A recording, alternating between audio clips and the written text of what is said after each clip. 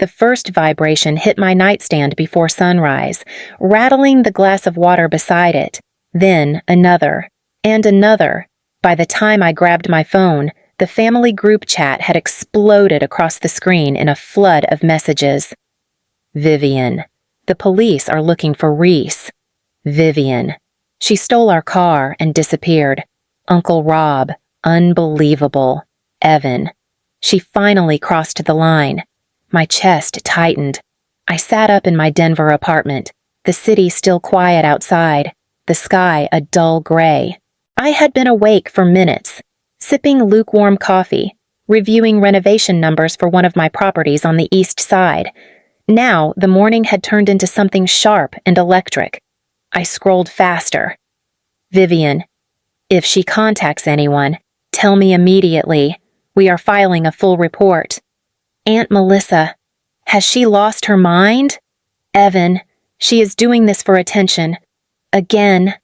My fingers froze over the screen. I whispered the words aloud, as if hearing them might change their shape. Stole their car. The Lexus was sitting safely 3 levels down in the parking garage, registered to North Star Realty Group. My company, my property, not theirs. The phone buzzed again, this time a direct message from Evan. Evan. Congratulations. You officially embarrassed the entire family. A bitter laugh slipped out before I caught it. They had no idea where I lived. They had no idea what I owned. They had no idea who I had become. When the device buzzed a third time, I expected another accusation. Instead, the caller ID read Alyssa Park. I answered immediately. Alyssa. Her voice was clipped, brisk, already in crisis mode. Reese. We have an issue. Your parents filed a stolen vehicle report with the Seattle Police Department. I saw the messages. I murmured, pinching the bridge of my nose. They are claiming you took their Lexus without permission. They were dramatic. Very dramatic. The officers believed them until the VIN check came back, which showed North Star as the owner. I said, and you as the registered agent. She confirmed. Seattle PD wants your statement. They also want to know why your parents insist the car belongs to them. I let myself breathe once, carefully, because they think everything I have should belong to them. Alyssa paused. You want my opinion as your attorney. Please, you need to treat this seriously. A false report is a crime. And given their public comments, Reese, this is bordering on defamation. Her phrasing was deliberate, legal, heavy. I stood from the couch and walked toward the window, the city unfolding in muted layers below. Alyssa, they posted on Facebook, said I was unstable, missing, on drugs. I know, she replied. Several clients in Seattle forwarded it to me this morning. They are spreading a narrative that could harm both you and North Star. My throat tightened. They always find a way to turn me into the villain. That is why we should respond. Not emotionally, legally. Silence stretched between us until she added, gently, Reese, whatever you decide, I need to know if you want to pursue charges. My hands trembled just slightly. Years of manipulation pressed into my ribs like a memory I could never quite scrub away. But this time, I was not 17, not helpless, not trapped under their roof. I need a moment. I whispered, let me think. Of course. And Reese, take your time. But not too much. The sooner we respond, the stronger your position. We said goodbye. I lowered my phone, staring at the flood of accusations still lighting up my screen. And as the sky outside finally shifted from gray to pale gold, I felt something warm and steady rise in my chest, a quiet resolve, a pulse of clarity. If you are still here with me, stay. There is so much more to unravel, and every chapter ahead reveals why I finally decided to stop running and start standing up for myself. I turned the phone over in my hands, inhaled once, and prepared to fight back. Alyssa called back less than an hour later, her tone even tighter than before. Reese, Seattle PD has officially flagged the report. They need to speak with you today. I pressed the phone harder to my ear. Flagged. As in, escalated. As in, she said slowly. Your mother was so theatrical that the responding officer believed she was reporting a genuine disappearance. She told them you might be unstable, possibly using substances. She cried, loudly. My jaw clenched. She always cries when she wants control. And it worked. Alyssa continued, at least until they checked ownership. The Lexus is tied to North Star Realty Group. They were not pleased to discover they were being manipulated. The word manipulated stung, even though it wasn't directed at me. I paced the length of my living room. What else did they say? They insisted the car has always been a family vehicle. They told the officer they let you borrow it for years. They implied you disappeared with it to punish them. A humorless breath escaped me. Unbelievable. Actually, Alyssa said, it is very believable for people who are used to controlling the narrative. Her voice softened for the first time. Reese, I need you to prepare yourself. The police may ask why your parents would accuse you like this. I swallowed hard. Because they cannot stand that I left. Because they believe anything I own is theirs by default. That is not something you need to justify, she replied. Just state the facts. Calmly. My phone buzzed again. Call after call from family members who once claimed to love me. I declined each one. Alyssa cleared her throat. There is another matter. The Facebook post your mother made? It has spread. Fast. Several people forwarded screenshots to my office. She is telling the entire neighborhood you are missing and possibly dangerous. Heat rose behind my eyes. She did this on purpose. To force you to come back, Alyssa said gently. Or to shame you into it. I sat down, gripping the arm of the chair. What do I do? You cooperate with the police. You tell the truth. And then you decide how far you want to take this. A beat. Reese, false reporting carries consequences. If you choose to press forward, you will not be the one in trouble. They will. I closed my eyes. For once, I let myself feel it, the fear, the betrayal, the exhaustion that had followed me for years. But beneath all of it, something steadier pulsed.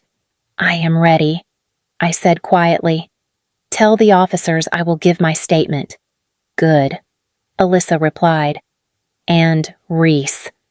Whatever happens next, you are not alone in this. By mid-morning, the group chat had become a battlefield of accusations. Vivian Reese needs help. She has always been unstable. Aunt Melissa, I knew something was wrong with her years ago. Evan. She is doing this for attention. Again. Each message chipped away at something old inside me, something I had learned to bury to survive. I scrolled farther until the screen blurred, then locked the phone before my hands could start shaking. A soft ping sounded. A new notification, Facebook. I opened it, and there it was, my mother's post. Our daughter Reese has disappeared with our car. We fear she may be in danger. Please share. Over 300 comments. Neighbors I grew up around, a former teacher, distant relatives, strangers, all repeating her words as if they were fact. I whispered. She wants the whole world to pity her. Another message came in this one, a text from Evan. Evan, you are humiliating us. Mom is crying non-stop.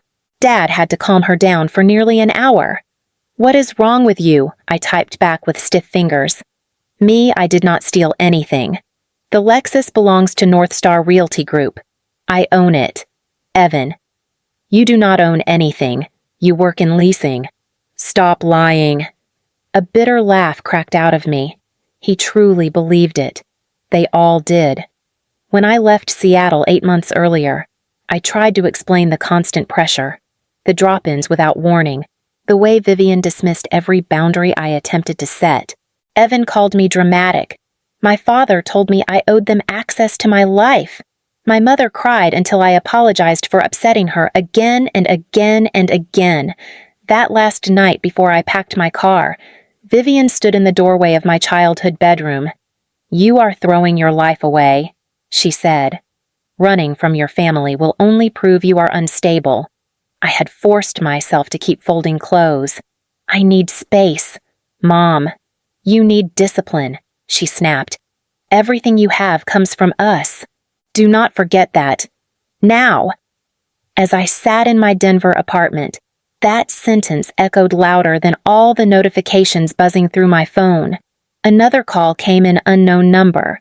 I let it ring, then another, and another. The persistence felt familiar, suffocating. I finally pressed decline and whispered into the quiet.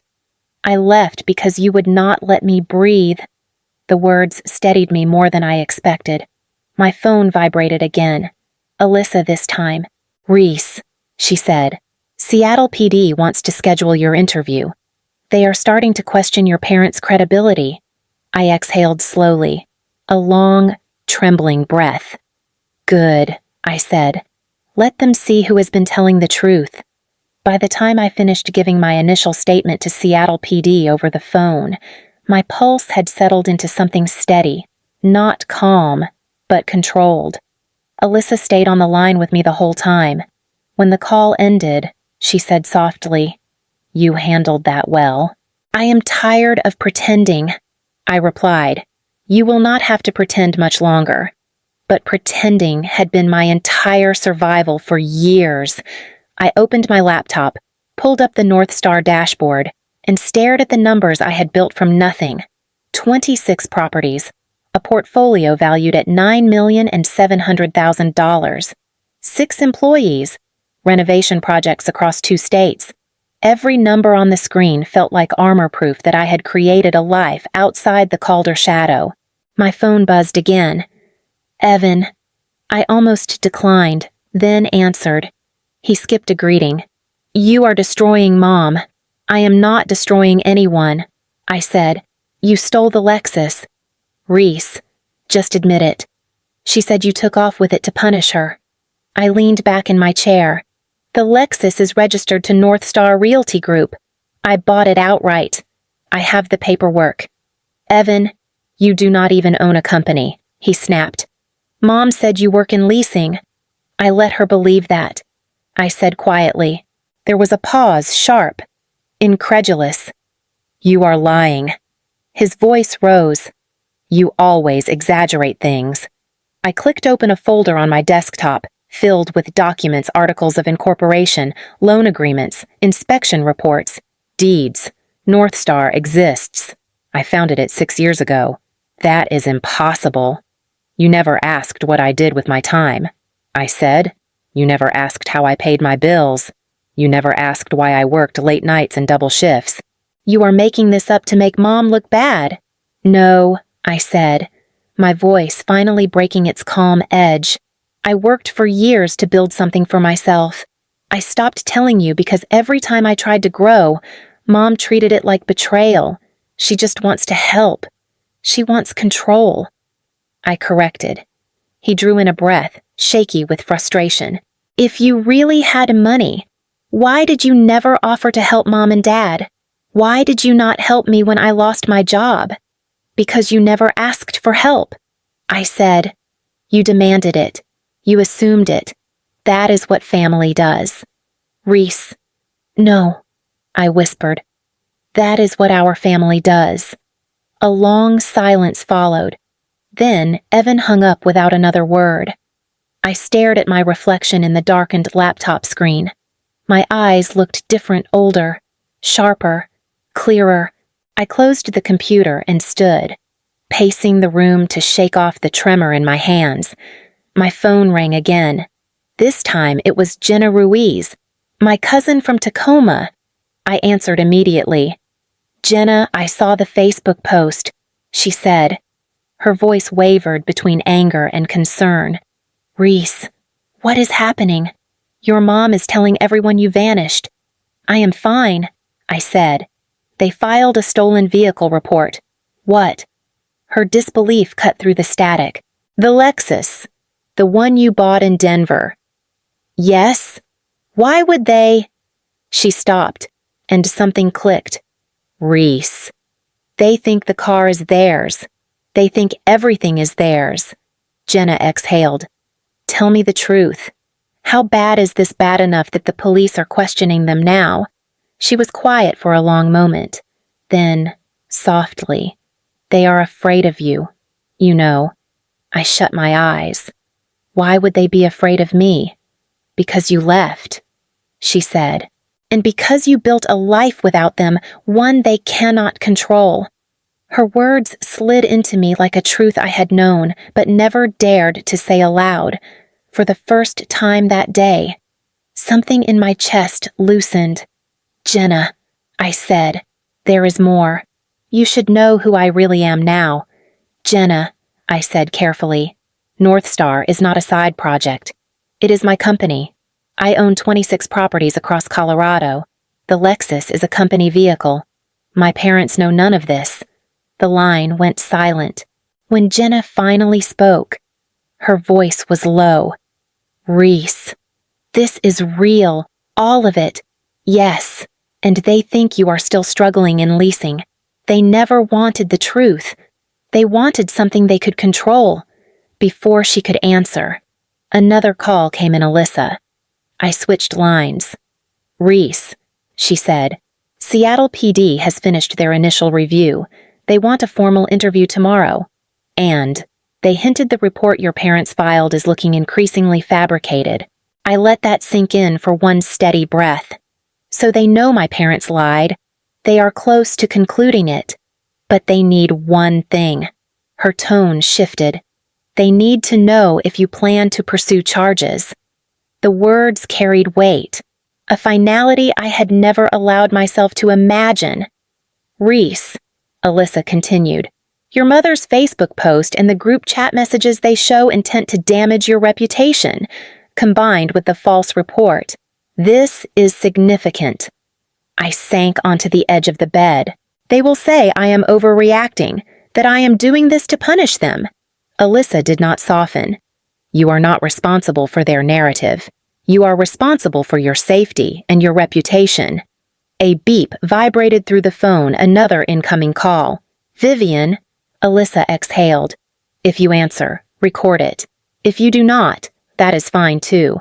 I switched over. My mother did not wait a second. How dare you involve the police against us? I did not involve them. I said, you filed a false report. We made a mistake. Vivian snapped. You disappeared. And the car. The car is mine. You lent it to us. She insisted. You wanted us to have it. That is not true. Her breath hitched like an old performance. Reese, we raised you, fed you, supported you, and you repay us by attacking your own family. I steadied my voice. You attacked first. We are your parents, she hissed. You owe us respect. I owe you the truth. I said, and the truth is, you crossed a line you cannot apologize your way out of. There was a long, cold pause. Then she whispered the one sentence that stripped away every illusion. Everything you own belongs to this family. What is yours is ours. My heart slammed once, hard. No, I said quietly. Not anymore. I ended the call and switched back to Alyssa. Reese, she asked. I exhaled the answer I had been circling for years.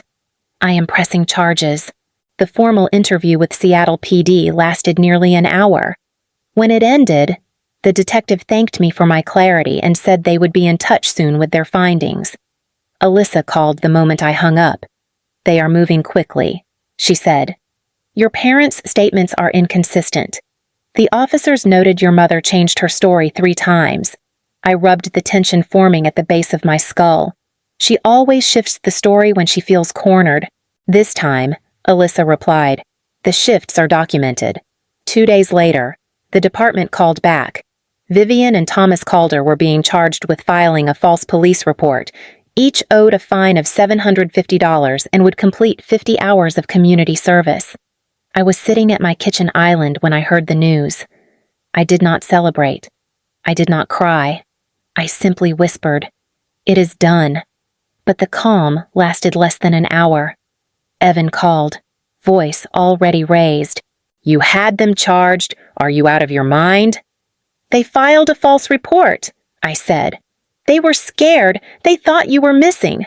They knew exactly what they were doing." "You could have fixed this privately," he yelled. "Instead, you humiliated them. Mom is devastated. They posted about me being unstable and dangerous." I reminded him, to the entire neighborhood, that is not the point. It is exactly the point. The line went silent for a moment. Then he spoke through clenched teeth. "You always make everything about you. I am defending myself." I said, "For once, you are destroying this family." "No," I replied softly. "I am removing myself from the part that keeps hurting me." He let out a harsh breath. "I do not even recognize you anymore. I finally recognize myself," I said.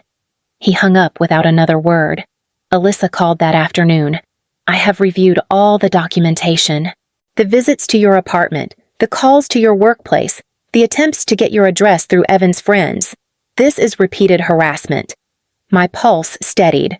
"What are you saying?" "I am saying we can petition for a temporary restraining order. Based on the evidence, it is likely to be granted." The thought felt surreal. A boundary enforced by law. Do it, I said.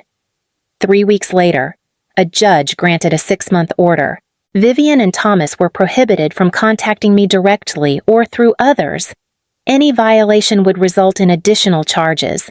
When the document arrived, I stared at the pages, the language cold and precise. My phone buzzed again, another unknown number. I let it ring, another, and another. Finally, Evan sent a text. "Evan, you got a restraining order against our parents. What is wrong with you?" I typed slowly. "Me?" I asked for space. They refused to stop. This is what happens when boundaries are ignored. There was no reply. I set the phone down, feeling something new settle into me, not triumph, not relief, a beginning. The months after the restraining order felt strange, quiet in a way I had never known. No surprise calls, no family members showing up at my doorstep, no guilt-laced messages, just space. North Star grew quickly during that time. By early spring, our portfolio crossed $10,400,000 in total value. I hired a new project manager for our Colorado Springs expansion.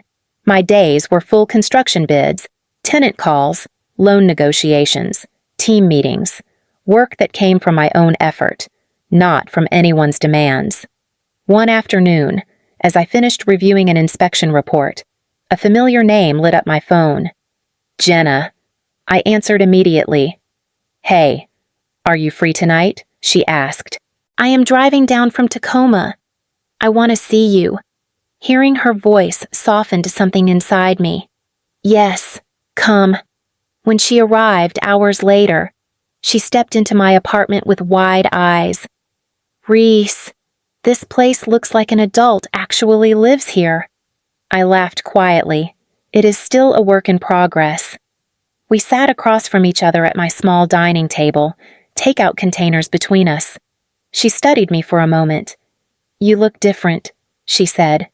Not exhausted, not bracing for something all the time. "I am learning," I said. "Therapy helps." Her expression warmed. "Good. I am glad you finally have support." We ate in silence for a few minutes before she exhaled slowly. "I heard something today. Your dad had a mild stroke." My fork stopped midair. "Is he okay?" "He is stable. It was small. They caught it early." Jenna paused. "Vivian is already posting online about how much stress you caused him." A dull ache pressed under my ribs. "Of course she is. I wanted to tell you before you saw it," she said. "I did not want you blindsided." "Thank you." She hesitated. "Do you Want to reach out? I pressed my palms together. No. Jenna nodded as if she already knew the answer. I still care, I said. I always will. But contact cannot be the price I pay every time something goes wrong with them. That makes sense, she whispered. I looked down at my hands. If he wants a relationship, he knows what has to happen. Therapy, accountability, honesty, not another crisis used as leverage. Jenna leaned back in her chair. You sound steady. I am trying, I said. For the first time. I am choosing myself. She reached across the table and squeezed my hand. I am proud of you. The words settled gently into a place inside me that had been empty for years. The letter arrived on a quiet Thursday morning, slipped between utility bills and a delivery notice. I recognized the handwriting before I even opened it. Evan's, uneven and hurried like he had written it in one breath. Inside, a single page. Reese, I am sorry. I did not believe you. I repeated everything Mom said because it was easier than questioning her. I have started therapy. I am learning things I should have known years ago. I do not expect you to forgive me. I just hope you are okay. Evan, I read it twice, then a third time. There was no defensiveness, no excuses, no pleas for a reunion, just honesty. For the first time in my life, my brother had spoken to me without Vivian's voice behind him. I sent a short reply. Thank you. I am okay. I hope you continue the work. I had barely sealed the envelope when my phone rang an unknown number. I considered ignoring it, but something pushed me to pick up. Reese Calder speaking. A beat of silence. Then my mother's voice. Sweet and trembling. It is me. My grip tightened. How did you get this number? I have ways, she said. Reese, I saw an article about you. North Star Realty. 10 million in assets. Properties across Colorado. Why did you hide this? I kept my tone even, because you would have tried to control it. That is not fair, she snapped. We could have helped you. You would have managed it, I replied, and taken credit for it, and told everyone it only existed because of you. Her breath cracked. So that is what you think of me. It is what you showed me. So you punish us, she demanded. A restraining order, police charges, public humiliation. You filed a false report. I said, you told people I was unstable. You sent relatives to my apartment when I asked for space. Vivian's voice shifted, sliding into that wounded softness she used like a blade. We are your parents. We deserve a conversation. No, I said. You deserve accountability. And you refused it. Another silence. Heavy. Fractured. Finally, she spoke, brittle and trembling. You have become cold. I have become healthy. Her breath shuddered with anger she could no longer disguise. I do not think we did anything that warrants therapy. My chest stilled, a quiet clarity rising. Then there is nothing left to say. Reese, I ended the call. A single vibration lingered in my hand, but the rest of me felt steady. For the first time, her voice did not pull me under. I traveled to Seattle for the first time in almost 2 years under a different name on my reservation and a company agenda tucked neatly in my bag. North Star was preparing to acquire a historic apartment building near Capitol Hill, a structure worth more than $10 million after renovation. This trip had nothing to do with my family, and that truth settled my breathing as I walked through the cold evening air. After the meeting with the seller's attorney, I stepped outside and saw, at the end of the block, a familiar street sign, the one that pointed toward my parents' neighborhood. My chest tightened once, then eased. I started walking, not toward the house, but toward the edge of the street where the view dipped into the old neighborhood.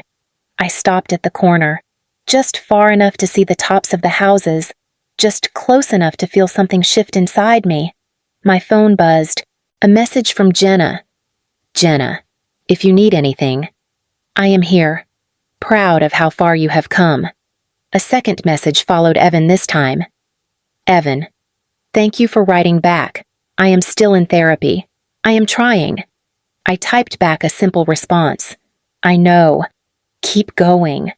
Footsteps approached behind me, and I almost tensed old instinct, but it was just a passerby heading toward the bus stop. I stayed where I was, letting the past settle into the distance like a shoreline I had already crossed. The wind shifted, carrying the faint scent of cedar from somewhere down the block. For a moment, I imagined the old version of myself standing here, the Reese who always apologized first, who bent until she snapped, who believed love meant surrender. She was gone. I pulled out my phone and opened the recording app, not for my family this time, but for myself. A habit I had learned in therapy. My life is mine, I said quietly. My peace is mine. I choose what enters my world from now on. The words steadied something deep in my ribs. Before turning away, I whispered the truth I had never dared to say when I lived in that house. I outgrew you. Then I walked back toward downtown, toward the hotel where North Star's contracts waited to be finalized, a future I had built on my terms. If you are still with me, if you have felt any part of this story in your own life, stay close. There is more ahead, more choices, more courage, more moments when standing up for yourself becomes the first step toward everything else.